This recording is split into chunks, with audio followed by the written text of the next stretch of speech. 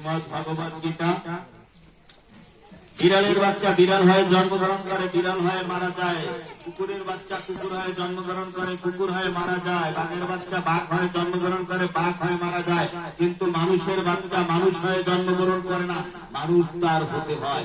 একমাত্র শ্রীমদ্ ভগবদ গীতার জ্ঞান নিজের জীবনে প্রয়োগ করলে তিনি মানুষ হতে পারেন। তাই তো বয়স্ক লোকদের, ছোট ছোট বাচ্চারা যখন প্রণাম করে তখন মাথায় হাত দিয়ে বয়স্ক লোক বলে, তুমি লেখাপড়া শিখে মানুষের মতো মানুষ হও। তাই বোঝা যাচ্ছে মানুষের বাচ্চা মানুষ হয়ে জন্মগ্রহণ করে না, মানুষ তার হতে হয়। মানুষ হওয়া যায় একমাত্র গীতার জ্ঞান নিজের জীবনে প্রয়োগ করলে। আমাদের প্রত্যেকের বাড়িতে শ্রীমদ্ ভগবদ গীতা আছে, আমরা কি সেই গীতা পড়ি? সবার বাড়ি আছে, লাল কাপড় দিয়ে পেঁচাই রাখা, প্রতিদিন সেবা পূজার সময় ফুল জলতে।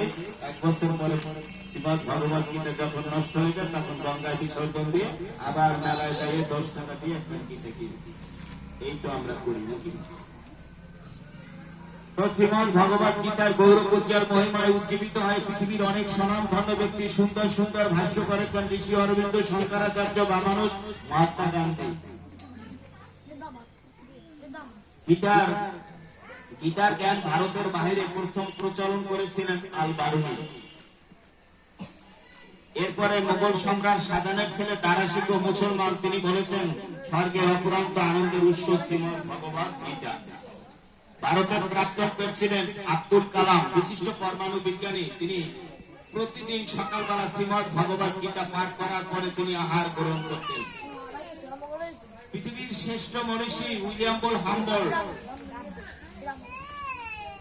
পৃথিবীর শ্রেষ্ঠ মনীষী ডারবে,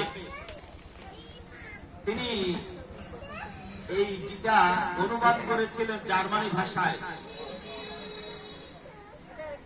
এরপরে তার শিষ্য ডক্টর রুডলফ, তিনিও শ্রীমদ্ ভগবদ গীতা নিয়ে গবেষণা করেছেন এবং দি অরিজিনাল গদ্যগ্রন্থ নামে একটি গদ্যগ্রন্থ তিনি রচনা করেছেন। এরপরে পৃথিবীর আরেকজন শ্রেষ্ঠ মনীষী উইলিয়াম বোল হাম্বল, তিনি এক বিস্ময়কর বাণী করেছেন। তিনি বলেছেন গীতার মতো সুললিত সুগভীর গদ্যগ্রন্থ পৃথিবীতে আর একখানও নেই। এরপরে পৃথিবীর শ্রেষ্ঠ বিজ্ঞানী আলবার্ট আইনস্টাইন, তিনি আর এক বিস্ময়কর বাণী বলেছেন। তিনি বলেছেন প্রভাত বেলায় যখন আমি শ্রীমদ্ ভগবদ গীতা পাঠ করি আর এই বিশ্ব ব্রহ্মাণ্ড পরমেশ্বর ভগবান শ্রীকৃষ্ণ যে সৃষ্টি করেছেন তা নিয়ে যখন আমি ভাবি, তখন আমার কাছে বাকি আর সবকিছু তুচ্ছ এবং নগণ্য বলে মনে হয়। একবার ভারত থেকে 15 জন বিজ্ঞানী, এই পৃথিবীর শ্রেষ্ঠ বিজ্ঞানী আলবার্ট আইনস্টাইন, ওনার জন্মস্থান জার্মানি, ওনার মাতৃভাষা জার্মানি। এই 15 জন বিজ্ঞানী, তাতে সন্তোষ বসু ছিল সেই দলে।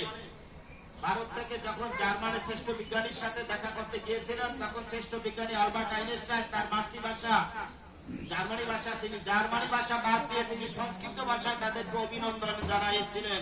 তখন ভারতীয় 15 জন বিজ্ঞানী হাত জোর করে বলেছিল, দুঃখিত, আমরা সংস্কৃত ভাষা জানি না।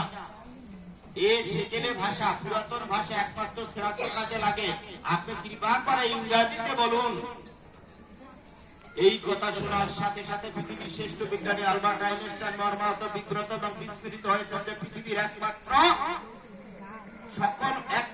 জীবন্ত ভাষায় সংস্কৃত ভাষা